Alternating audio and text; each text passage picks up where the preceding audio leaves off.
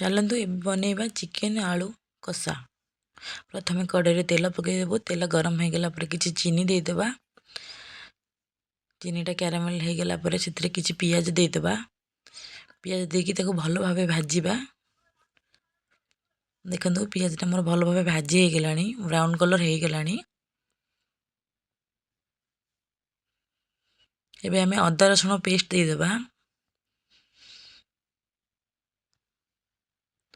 अदा रसुण पेस्ट देला भल से मिसईदेबा।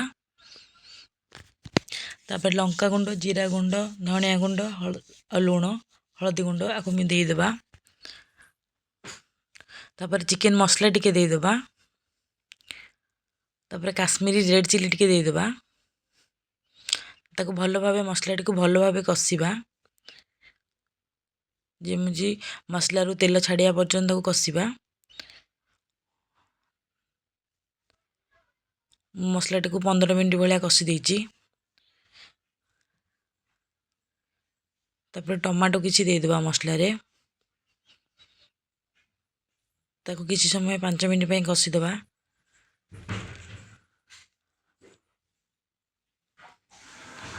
मसला को भल भाव कषि हो गला से चिकेन देदेबा। देखो टमाटो मोर पूरा नरम हो जाइए। एबे वर्तमान आम चिकेन देदेबा।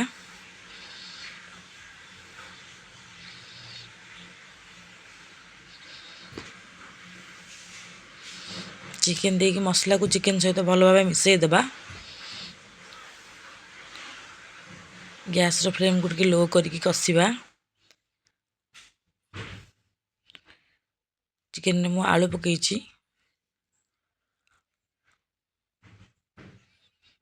आलू और चिकेन को भल भाव कषिदेबा। देखो चिकेन केते पानी बाहरी।